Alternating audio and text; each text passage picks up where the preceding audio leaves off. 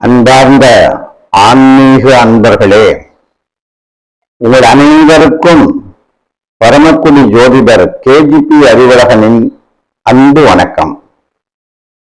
நடப்பு பராபவ வருஷம் வைகாசி மாசம் 12ஆம் தேதி செவ்வாய்க்கிழமை, அதாவது ஆங்கில 26/5/2026 அன்று காலை 11:07 கடக லக்ன வேளையில் கடந்த ஓராண்டாக மிதுன ராசியில் சஞ்சாரம் செய்து வந்த குரு கிரகமானது அன்று முதல், அதாவது இந்த 26/5/2026 முதல் புனர்பூசம் 3ஆம் பாதம் மிதுன ராசியில் இருந்து புனர்பூசம் 4ஆம் பாதம் கடக ராசிக்குள் பிரவேசிக்கிறது. இந்த நிலையில் 10/7/2026 வெள்ளிக்கிழமை காலை 10 மணி முதல் 9/8/2026 ஞாயிற்றுக்கிழமை காலை 10 மணி வரை இந்த குருவானது அஸ்தமன கதியில் இருக்கிறது. அதாவது நாம் அன்றாடம் சூரிய உதயம் மற்றும் சூரிய அஸ்தமனம் பற்றி அறிவோம். சூரிய உதயம் என்பது அரை நாள் பகலையும், சூரியன் தெரியும் அந்த காலத்தை பகல் என்றும், சூரிய அஸ்தமனம் என்பது அரை நாள் இரவு, அதாவது சூரியன் தெரியாத காலம் என்று புரிந்து கொண்டிருக்கிறோம். இவை இரண்டையும் சேர்த்துதான் ஒரு நாள் என்று சொல்வோம். அதுபோல 10/7/2026 முதல் 9/8/2026 வரை, அதாவது கிட்டத்தட்ட ஒரு மாதம் குருவின் பவர் இல்லாத இருள் காலம் போல அந்த ஒரு மாதம் குருவின் ஆற்றல் இந்த கடகராசிக்கு கிடைக்காது. அதேபோல் 22/12/2029 அன்று காலை 10 மணி முதல் குரு வக்ரகதி அடைகிறது. இது 16/11/2026 அன்று வக்ர நிவர்த்தி ஆகிறது. இதுவும் குருவினுடைய ஒரு தோற்ற விளைவாகும். அதாவது குரு பின்னோக்கி செல்வது போல நமக்கு வானத்தில் தோற்றமளிக்கும் என்று அறியப்படுகிறது. இதற்கும் பலன் உண்டு என்று ஜோதிட சாஸ்திரம் சொல்லுகிறது. இந்த ஆண்டு இந்த கடகராசிக்காரர்களில் இளைஞர்களில் அதிகமான பேருக்கு காதல் திருமணமோ அல்லது கலப்பு திருமணமோ நடைபெற வாய்ப்புள்ளது. மேலும் திருமண தடை நீங்கி பெரும்பாலான கடகராசிக்காரர்களுக்கு திருமண யோகம் ஏற்படும். பலருக்கு புத்திர யோகமும் உண்டு. அதாவது வெகு நாட்களாக குழந்தை இல்லாதவர்களுக்கு ஆண் வாரிசே கூட ஏற்பட அதிக வாய்ப்புள்ளது. கல்வி சிறக்கும்.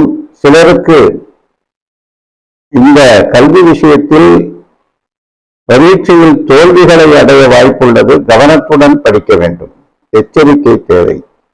அரசாங்கத்திலோ அல்லது சொந்த தொழில் செய்பவர்களோ யாராக இருந்தாலும் இந்த ராசிக்காரர்களில் பலருக்கு இடமாற்றம் அல்லது பதவி உயர்வு கட்டாயம் ஏற்படும். உஷ்ண சம்பந்தமான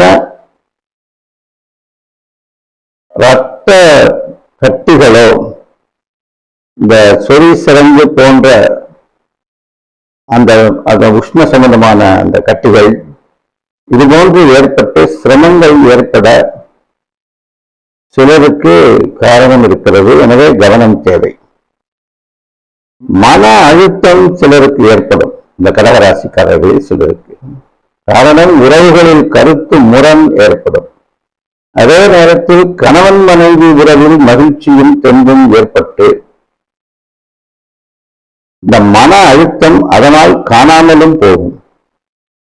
சொந்த தொழில் செய்பவர்கள், அதாவது ஸ்டார்ட் அப் கம்பெனி மற்றும் குறிப்பாக இந்த உலோகம் சார்ந்த தொழில்கள், மர வியாபாரம், பேப்பர் வியாபாரம், ஸ்கிராப்ஸ் போன்ற வியாபாரங்கள், கோழிப்பண்ணை, ஆட்டுப்பண்ணை, விவசாயம், பால் வியாபாரம், உணவுப் பொருட்கள் விற்பனை, ஹோட்டல் பிசினஸ், வெளிநாட்டில் வேலை செய்பவர்களில் கடகராசிக்காரர்களுக்கு சிறப்பான பலம் தரும் காலங்கள் ஆகும். வம்பு வழக்குகளில் ஈடுபட்டுள்ளவர்கள் கவலையின்றி இருக்கலாம், வெற்றி நிச்சயம்.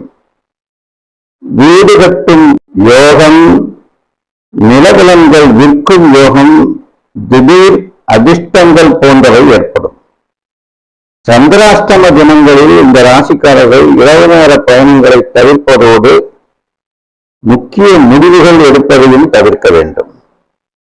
சிலருக்கு உள்ளங்கையில் நடுவிரலுக்கு கீழ், அதாவது நடுவிரலும் உள்ளங்கையும் சேரும் இடத்தில் உள்ள சிறிய மேட்டு பகுதி ரேகை சாஸ்திரத்தில் சனி மேடு என்று அழைக்கப்படும். அதில் ஒரு வளைக்குறி போன்ற அடையாளம் இருந்தால், அவர்களுக்கு ஏதேனும் வம்பு வழக்குகள் இருந்தால், சில பேருக்கு இந்த கடகராசிக்காரர்களுக்கு அப்படி அமைப்பு தோன்றினால் சிறைவாசம் செல்லக்கூடிய செயலை ஏற்படுத்தும். எனவே கவனத்துடன் வழக்கை கண்காணிக்க வேண்டும். இந்த கடகராசிக்காரர்களுக்கு பரிகாரமாக ஒவ்வொரு வியாழக்கிழமையும் காலை வேளையில் தட்சிணாமூர்த்திக்கு முல்லைப்பூ அல்லது மஞ்சள் சாமந்திப்பூ மாலையிட்டு கொண்டை கடலை அல்லது சர்க்கரை பொங்கல் பிரசாதமாக படைத்து இரட்டை நெய் விளக்கேற்றி வழிபடவும், முடிந்தால் அர்ச்சனை செய்யவும். 9ஆம் எண்ணில் பிறந்தவர்கள் அல்லது 9ஆம் எண்ணை அதிர்ஷ்ட எண்ணாக கொண்டவர்கள் பவள மாலை அணிந்து கொள்ளவும், அல்லது தங்கம் அல்லது வெள்ளியில் இணைக்கப்பட்ட பவளம் கோர்க்கப்பட்ட பிரேஸ்லெட் போன்று அணிந்து கொள்ளலாம். குடும்பத்தில் பேச்சுவார்த்தைகளில் கவனம் தேவை.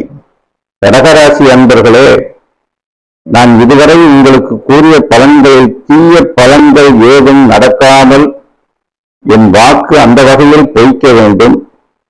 நல்ல பலன்கள் நான் எதை சொல்லி இருந்தாலும் அது உங்களுக்கு, குறிப்பாக இந்த கடகராசிக்காரர்களுக்கு 100 மடங்கு அதிகமான நற்பலன்களை தர ஆண்டவனை வேண்டி உங்களை ஆசீர்வதிக்கிறேன். வாழ்க வளமுடன், நலமுடன் அனைவரும். நன்றி, வணக்கம்.